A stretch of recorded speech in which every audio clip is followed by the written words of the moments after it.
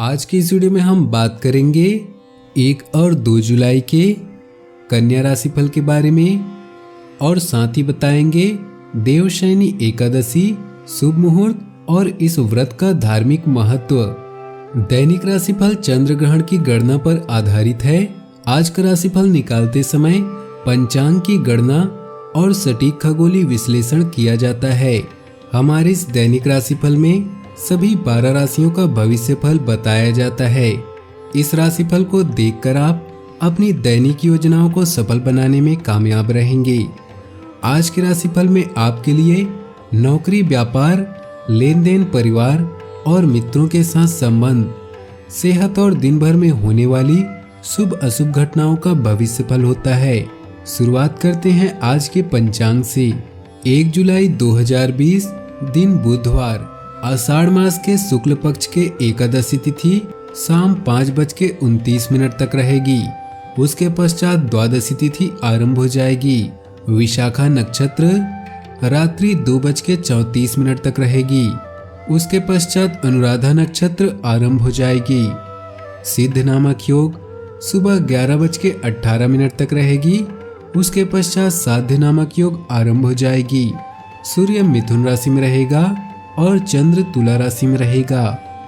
आज का अभिजीत मुहूर्त अर्थात किसी भी महत्वपूर्ण कार्य को आरंभ करने का शुभ समय।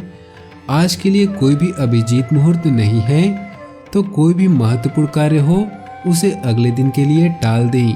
आज का राहु काल अर्थात अशुभ समय दोपहर 12:25 से दोपहर 2:10 तक रहेगा। इस समय कोई भी महत्वपूर्ण कार्य आरंभ न करें। आज आपका धन जरूरी वस्तुओं पर ही खर्च हो सकता है। स्वास्थ्य में सुधार आएगा। प्रतिस्पर्धियों तथा शत्रुओं पर विजय प्राप्त होगी। अधूरे कार्य संपन्न होंगे।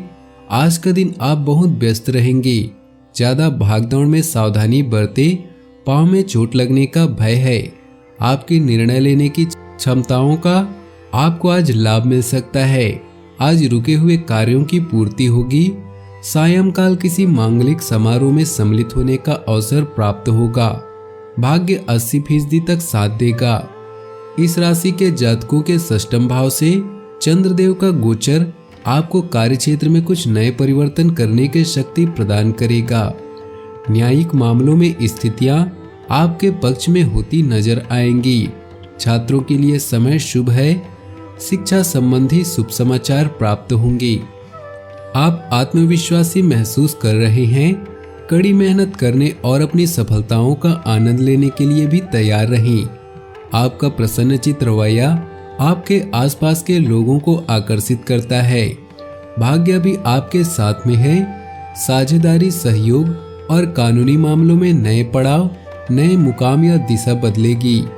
आज कुछ ऐसा होने वाला है जो आपके जीवन में परिवर्तन लाएगा।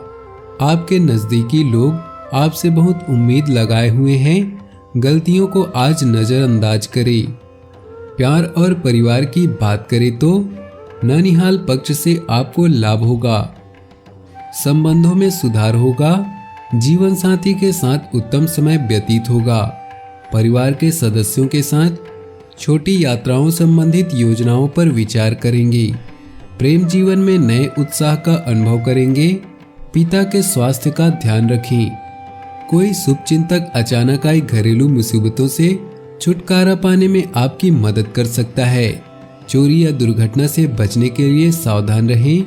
किसी समूह, क्लब या सोसाइटी में शामिल होकर आप किसी खास से मिल सकते हैं और साथ ही कुछ यादगार पल भी पा सकते हैं। नए संबंध के लिए आज का दिन अच्छा है। आपके ग्रह गोचर बदल रहे हैं और यह बदलाव आपके दिन को रोमांचक बना देगा। व्यवसाय, कैरियर और आर्थिक राशिफल की बात करते हैं। धन में लाभ या कैरियर में सफलता के लिए मेहनत के साथ साथ आत्मविश्वासी जरूरी है। समूह, क्लब या सोसाइटी का हिस्सा बनकर आप एक नया व्यक्तित्व पा सकते हैं। व्यापार या नौकरी में आपके सहकर्मी आपसे पूरे प्रभावित हैं और आपका साथ देंगे। आप किसी बड़े बदलाव को महसूस कर सकते हैं। उन लोगों के साथ समय बिताना न भूलें जो आपके लिए धन का स्रोत है। याद रखें, अगर आप मेहनत करते हैं तो जीत आपका खुद पीछा करती है। स्वास्थ्य की बात करें तो सर्वाइकल और गैस जैसी कोई समस्या रहेगी। खान पान व व्यायाम पर ध्यान दें। भाग्यशाली रंग और भाग्यशाली अंक की बात करें तो आज आपके लिए भाग्यशाली रंग है गुलाबी और भाग्यशाली अंक है 5। हिंदू धर्म में आषाढ़ मास शुक्ल पक्ष की एकादशी तिथि बेहद ही महत्वपूर्ण तिथि होती है।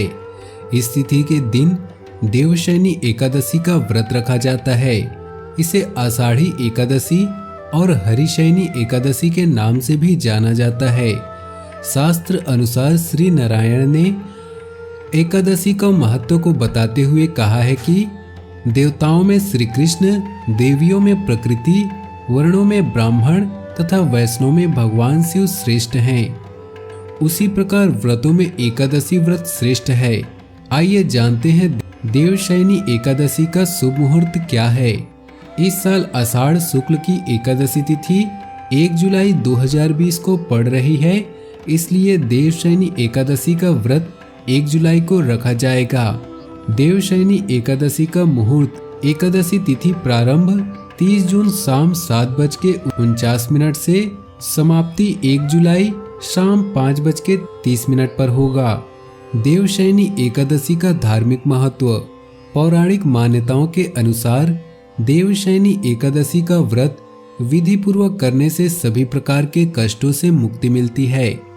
महाभारत के समय भगवान श्री कृष्ण ने खुद एकादशी का व्रत का महत्व बताया था। जीवन में आने वाली सभी बाधाएं दूर होती हैं, धन धान्य की कोई कमी नहीं रहती। व्रत के दौरान भगवान विष्णु और पीपल के वृक्ष की पूजा करने से विशेष लाभ मिलता है।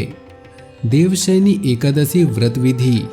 सुबह जल्दी उठें, शौच आदि से निवृत्त होकर स्नान करें और व्रत का संकल्प लें। भगवान विष्णु जी की प्रतिमा को गंगा जल से नहलाएं। अब दीपक जलाकर उनका स्मरण करें और भगवान विष्णु की पूजा में उनकी स्तुति करें। पूजा में तुलसी के पत्तों का भी प्रयोग करें तथा पूजा के अंत में विष्णु आरती करें। शाम को भी भगवान विष्णु जी के समक्ष दीपक जलाकर उनकी आराधना करें। विष्णु सहस्त्र नाम का पाठ करें। द्वादशी के समय शुद्ध होकर व्रत पारण मुहूर्त के समय व्रत खोले। लोगों में प्रसाद बांटे और ब्राह्मणों को भोजन कराकर उन्हें दान दक्षिणा दें। चतुर्मास से हो जाएंगे प्रारंभ। 1 जुलाई से चतुर्मास प्रारंभ हो जाएंगे, अर्थात भगवान विष्णु 4 माह तक पाताल लोक में निवास करेंगे। इस बीच कोई भी मांगलिक कार्य नहीं किया जाता। मान्यता के अनुसार भगवान विष्णु जी के शयन करने से भक्तों की मनोकामनाएं पूरी नहीं होती हैं। 4 माह बाद सूर्य देव जब तुला राशि में प्रवेश करते हैं, उस दिन भगवान विष्णु का शयन समाप्त होता है। इसे देवोत्थान एकादशी कहते हैं। इस दिन फिर से सभी मांगलिक कार्य पुनः प्रारंभ हो जाते हैं, इसलिए कहते हैं तीर्थों का तीर्थ। यह तो हम सभी जानते हैं कि प्रयाग को तीर्थराज कहा जाता है, लेकिन श्री गर्ग संहिता में एक प्रसंग आता है जहां स्वयं तीर्थराज प्रयाग मथुरा मंडल का पूजन करते हैं। साथ ही श्रीहरि की अनुमति से सभी तीर्थ चतुर्मास में ब्रजभूमि में ही निवास करते हैं। श्री गर्ग संहिता के अनुसार शंखासुर नाम का एक दैत्य था। एक बार जब सृष्टिकर्ता ब्रह्मा जी निद्रा में थे, तब इस असुर ने ब्रह्मा जी से वेदों को चुरा लिया। इसके बाद वेद चुराकर शंखासुर समुद्र में जा छिपा। तब भगवान विष्णु ने मत्स्य अवतार धारण किया और समुद्र में जाकर शंखासुर का वध किया। प्रयाग पहुंचकर ब्रह्मा जी को भगवान विष्णु ने सारे वेद सौंप दिए। इसके साथ ही प्रयाग को तीर्थराज की उपाधि भी दी। श्रीहरि द्वारा प्रयागराज को तीर्थराज बनाने के बाद सभी तीर्थों ने प्रयागराज का पूजन किया, लेकिन मथुरा और वृंदावन वहां नहीं पहुंचे। एक दिन नारद जी ने आकर प्रयागराज से कहा कि सभी तीर्थों ने तुम्हारा पूजन किया, लेकिन मथुरा मंडल ने नहीं, अर्थात व्रत क्षेत्र ने तुम्हारा तिरस्कार किया। इसके बाद प्रयागराज श्री हरि के पास पहुंचे और बोले, भगवान आपने मुझे तीर्थराज बनाया है, लेकिन ब्रजभूमि ने अहंकार में आकर मेरा तिरस्कार किया। इस पर श्रीहरि ने कहा कि मैं तुम्हें पृथ्वी के सब तीर्थों का राजा अवश्य बनाया है, लेकिन अपने घर का राजा नहीं बनाया। मथुरा मंडल मेरा परम धाम है और उस दिव्य धाम का प्रलय में भी संहार नहीं होता है। भगवान विष्णु के मुख से मथुरा मंडल के विषय में ऐसी बातें सुनकर तीर्थराज प्रयाग ने स्वयं मथुरा मंडल और ब्रजभूमि का पूजन किया। इस कारण मथुरा और ब्रज का महत्व प्रयागराज से भी अधिक है। अपने जीवन में खुशियां बनाए रखने के लिए और भगवान भोलेनाथ का आशीर्वाद प्राप्त करने के लिए वीडियो को लाइक करें, दोस्तों के साथ शेयर करें और नीचे दिए कमेंट बॉक्स में सच्चे श्रद्धा भाव से ओम नमः शिवाय जरूर लिखें, ताकि आपकी सारी मनोकामनाएं जल्द से जल्द पूरी हो सके। वीडियो अंत तक देखने के लिए आप सभी का बहुत बहुत धन्यवाद। आपका दिन शुभ हो, मंगलमय हो।